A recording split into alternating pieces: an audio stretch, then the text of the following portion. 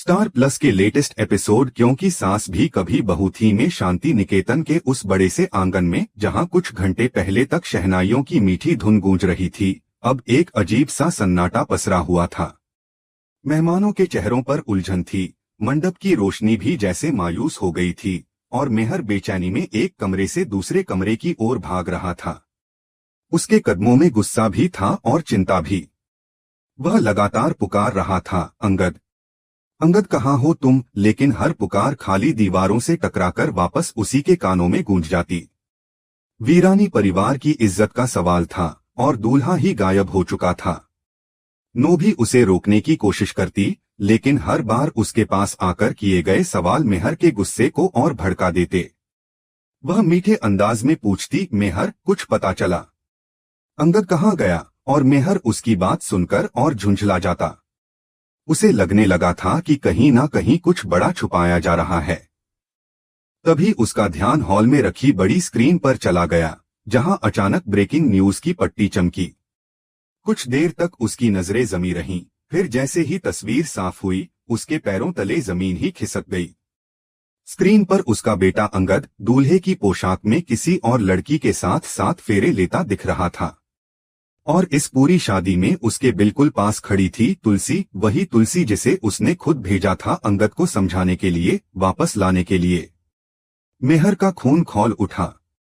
उसे किसी भी बात पर विश्वास करना मुश्किल लग रहा था। वह बिना एक पल गवाए बाहर की ओर दौड़ा और सीधे मंदिर की सीढ़ियों पर चढ़ता गया। मंदिर का नजारा देखकर उसके कदम ठहर गए। वहां फेरे पूरे हो चुके थे। अंगद और वृंदा खुशी से तुलसी के पैर छू रहे थे। सबके चेहरों पर संतोष था, सिर्फ एक चेहरा आग की तरह जल रहा था, मेहर का। उसकी दहाड़ पूरे मंदिर में गूंज उठी और कुछ ही सेकंड में वातावरण में छाई शांति टूट गई। वह सबसे पहले तुलसी के सामने जा खड़ा हुआ। तुम्हें मैंने यहाँ भेजा था अपने बेटे को वापस लेने के लिए और तुमने उसके साथ शादी करवा दी। तुम्हारी हिम्मत कैसे हुई? तुलसी हड़बड़ा गई। उसकी आंखों में डर था, शब्द जैसे गले में अटक गए थे। इससे पहले कि वह कुछ बोल पाती, अंगद उसके सामने आ गया। पापा, माँ की कोई गलती नहीं है, मैं सब बताता हूँ। लेकिन उसकी बात पूरी भी नहीं हुई थी कि मेहर का हाथ उठा और गूंजता हुआ थप्पड़ उसके गाल पर पड़ा। पूरे मंदिर में सन्नाटा छा गया। मेहर की उंगलियां अब तुलसी की ओर उठीं। यह सब तुमने किया है। तुमने मेरे घर, मेरे परिवार को धोखा दिया है। तभी हेमंत ने आगे आकर मेहर को थामने की कोशिश की। भाई, शांत हो जाइए। लेकिन मेहर के अंदर की आग अब किसी की बात से बुझने वाली नहीं थी। वह चीखे जा रहा था, जबकि अंगद ने अपने गाल पर आए दर्द को नजरअंदाज कर दिया और एक गहरी सांस लेकर सबके सामने बोलना शुरू किया। आप जिसे अपनी बहू बनाना चाहते थे, वो मिताली कोई मासूम लड़की नहीं है पापा। वह सिर्फ इस परिवार की जायदाद के लिए ये सब कर रही थी। जो शादी आप कराने जा रहे थे, वो एक झूठ था, एक धोखा था।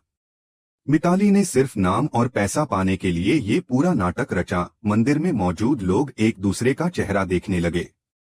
तुलसी की आंखों में आंसू थे, लेकिन वहां राहत भी थी कि सच आखिरकार सामने आ रहा है। अंगद का गुस्सा अभी खत्म नहीं हुआ था। वह मुड़ा और सीधे नो की ओर देखा। और इनको? नो आंटी को ये सब पहले से पता था। यह सुनते ही मेहर का चेहरा ठंडे लहू की तरह सख्त हो गया। उसके कदम धीरे धीरे नो की ओर बढ़े। नो, ये क्या कह रहा है अंगद? क्या ये सच है? तुमने ये सब पहले से जान लिया था? नो की आंखें झपकने लगीं। उसकी आवाज कांप रही थी।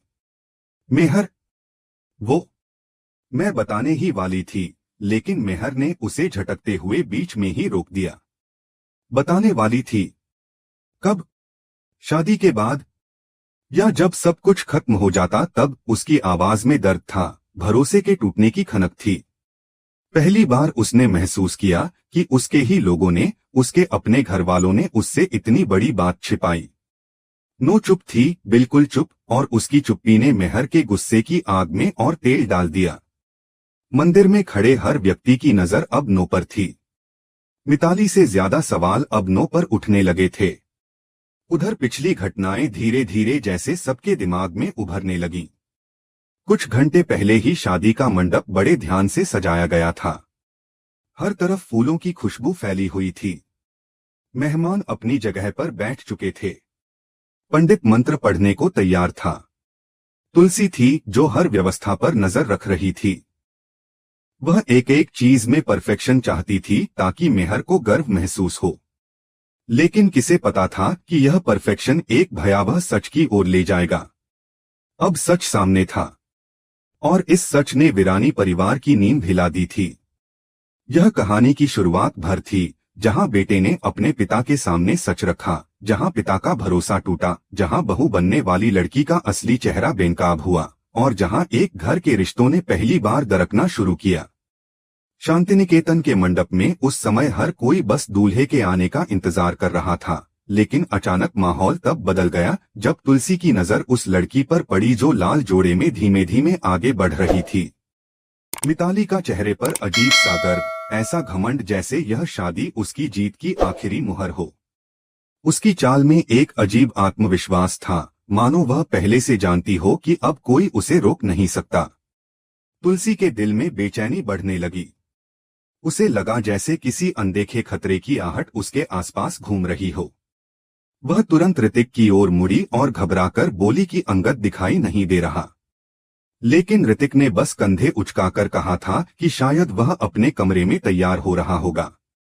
पर तुलसी का दिल मानने को तैयार नहीं था। किसी अनजानी आशंका ने उसे भीतर तक हिला दिया था। वह बिना एक पल रुके अंगद के कमरे की ओर भागी। दरवाजा खोला तो अंदर ऐसी खामोशी थी जो किसी तूफान से पहले आने वाली शांति जैसी लग रही थी।